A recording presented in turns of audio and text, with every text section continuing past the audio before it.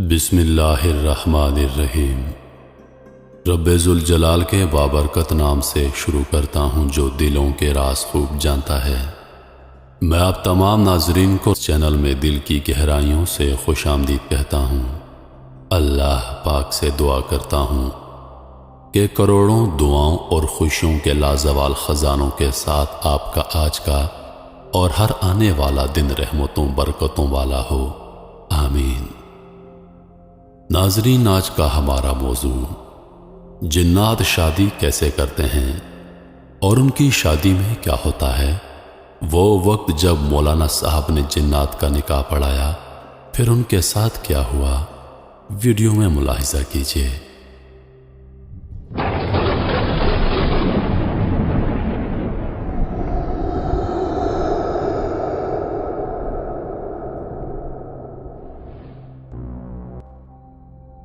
اللہ تعالیٰ نے اس دنیا میں ہر طرح کی مخلوقات کو پیدا فرمایا ہے، جس میں انسان، حیوان، جنات اور فرشتے شامل ہیں، اور اللہ نے انہی میں سے ان کے جوڑے بھی پیدا فرمائے۔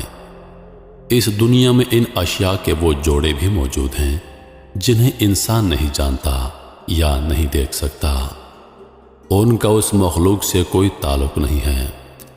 آج ہم آپ کو اس خبر میں جنات کی شادی سے متعلق دلچسپ باتیں اور ایک حقیقی واقعہ بتائیں گے، جسے جان کر کسی کے بھی رونگٹے کھڑے ہو جائیں گے۔ کچھ لوگوں کا خیال ہے کہ جنات شادی نہیں کرتے، لیکن قرآن کے دلائل سے یہ بات ثابت ہے کہ جنات بھی شادی کرتے ہیں اور بچوں کو بھی پیدا کرتے ہیں۔ اگرچہ جنات کے بچوں کو جنم دینے کا عمل انسان سے مختلف ہوتا ہے، کیونکہ جنات انسانوں کی طرح مادی وجود نہیں رکھتے، مگر یہاں پر سوال پیدا ہوتا ہے کہ جنات کی شادی کیسے ہوتی ہے؟ کیا جنات کی شادی بھی انسانوں کی طرح ہوتی ہے؟ ان کی شادی میں نکاح پڑھایا جاتا ہے؟ یہ بات سچ ہے کہ جنات بھی شادی کرتے ہیں اور ان کی شادی بھی انسانوں کی طرح ہوتی ہے۔ جس طرح انسانوں کی شادی میں ڈھول بجانا، ناچ گانا کیا جاتا ہے، بالکل اسی طرح جنات بھی اپنی شادیوں میں ڈول باجے بجانا اور رقص بھی کرتے ہیں۔ حتیٰ کہ ان کی شادی میں سب سے بہترین کھانے پینے کا اہتمام کیا جاتا ہے۔ جنات اپنے کھانوں میں مور اور ہرن کا استعمال بہت زیادہ شوق سے کرتے ہیں اور میٹھے میں بھی بہت کچھ رکھتے ہیں۔ ان کا کھانا انسان کے کھانوں سے بہت لذیذ ہوتا ہے، اور ان کی شادیوں میں دوسرے قبیلے یا گاؤں کے جنات سرداروں کو مہمان مدعو کیا جاتا ہے۔ جنات کی شادی میں نکاح بھی پڑھایا جاتا ہے، جس کا اعتراف ایک مولانا صاحب نے خود کیا تھا۔ ان مولوی صاحب کا نام نواب علی شاہ ہے۔ انہوں نے واقعہ سنایا کہ رات کے کسی پہر میں سو رہا تھا تو کسی نے دروازہ کھٹکھٹایا۔ میری عادت تھی کہ میں جتنی بھی گہری نیند میں ہوتا ہوں، اگر دروازے پر ذرا سی دستک ہوتی ہے تو میری آنکھ فوراً کھل جاتی تھی، اور یہ وجہ تھی کہ میں اٹھ گیا۔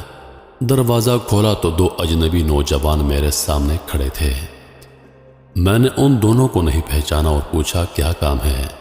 اس پر انہوں نے کہا، مولانا صاحب، ہمارے ہاں شادی ہے، اس لیے ہم آپ کو نکاح پڑھانے کی غرض سے لینے آئے ہیں۔ میں نے کہا، مجھے معاف کیجیے، میں آپ کو نہیں جانتا اور نہ ہی آپ کو پہچانتا ہوں کہ آپ کہاں سے آئے ہیں۔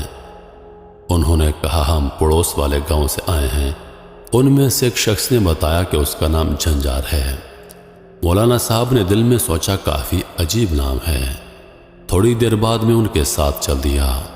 مولانا علی صاحب بتاتے ہیں کہ مارچ کا مہینہ تھا اور رات تھوڑی تھوڑی ٹھنڈی تھی۔ وہ دونوں میرے آگے چل رہے تھے اور میں ان کے پیچھے چل رہا تھا۔ آخر کار ہم اس گاؤں کے میدان میں پہنچے جہاں شامیانہ سجا ہوا تھا۔ وہاں خوب رونق اور چہل پہل تھی، روشنی کا بھی اچھا انتظام تھا۔ میں ادھر ادھر دیکھ ہی رہا تھا کہ ایک آواز، خوش آمدید مولانا صاحب۔ میرے سامنے ایک شخص شلوار قمیض میں کھڑا تھا جو دولہے کا باپ تھا، اور اس کا نام سردار مانس تھا۔ سردار نے کہا، آئیں میں آپ کو لیے چلتا ہوں۔ جب ہم تھوڑا آگے گئے تو سردار مانس نے میری ملاقات دلہن کے باپ سے کروائی، جن کا نام شرمت تھا۔ کیونکہ سب چہرے وہاں اجنبی تھے اور میرا جاننے والا وہاں پر کوئی موجود نہیں تھا۔ हालांकि मैं उस गांव के बहुत से लोगों को ज़ाती तौर पर जानता था। मैंने दुल्हन के बाप से अर्ज़ किया, यहाँ पर इस गांव का कोई भी फर्द मौजूद नहीं। इस पर शरमत साहब ने कहा, अच्छा तो ये मसला है। शरमत साहब ने एक लड़के को आवाज़ दी और करीब आने पर उस लड़के को कुछ कहा।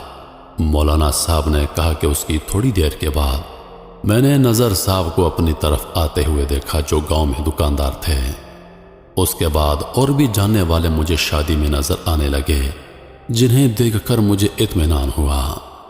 मैंने नज़र साहब से पूछा कि आपकी दुकानदारी कैसी चल रही है, तो उन्होंने चौंकते हुए जवाब दिया, अच्छी चल रही है। उसी में मुझे दुल्हन के वालिद ने कहा कि मौलवी साहब आइए और निकाह पढ़ाइए, देर हो रही है। मैंने जाकर उनका निकाह पढ़ाया। उन्होंने मुझे मिठाई और पैसे भी दिए। बाद में मुझे खाना भी खिलाया जो बेहद लजीज था। उसके बाद अफद और झंझार ने जो मुझे यहाँ पर लाए थे, उन्होंने मुझे घर लाकर छोड़ दिया और ख़ुद वो वापस चले गए। मौलाना साहब ने कहा कि जब मैं सुबह उन लोगों से मिला जिनसे मेरी मुलाकात कल रात शादी में हुई थी, तो उन्होंने रात के वाक़े का जिक्र किया। उन्होंने बताया कि हम रात को तो कहीं नहीं गए थे, बल्कि अपने घरों में सो रहे थे और किसी भी शादी में शिरकत नहीं की। मौलाना साहब बहुत हैरान हुए और घर वापस आ गए।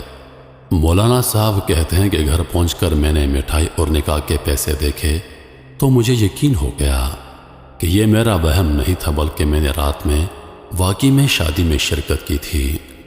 बाद में मुझे इस बात का अंदाज़ा हो गया कि रात में जिस शादी में शिरकत के लिए गया था वो इंसानों की नहीं बल्कि जिन्नात की शादी थी। दरअसल जिन्नात ही रूप बदल कर नज़र साहब और दीगर लोगों का रूप धार कर शादी में आए थे। कुछ जिन्नात ऐसे होते हैं जो हर तरह की शक्ल सूरत अख्तियार कर सकते हैं, जिनमें कभी कुत्ता बन जाते हैं, कभी इंसानों का रूप धार लेते हैं और कभी कोई भी जानवर बन जाते हैं। तो अजीज दोस्तों, यह था जिन्नात की शादी का एक सच्चा वाक़या। उम्मीद करता हूं कि वीडियो आप दोस्तों को पसंद आई होगी।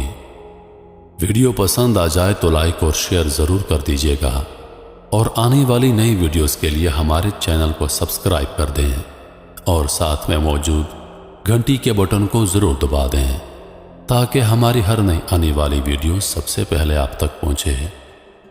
मुझे दीजिए इजाज़त। सांसों ने वफा की तो अगली बार एक और वीडियो लेकर आपकी खिदमत में हाजिर होऊंगा। तब तक के लिए खुदा हाफिज। अल्लाह पाक आप सबका हाफिज़ व निगहबान। हंसते रहिए और हमेशा मुस्कुराते रहिए।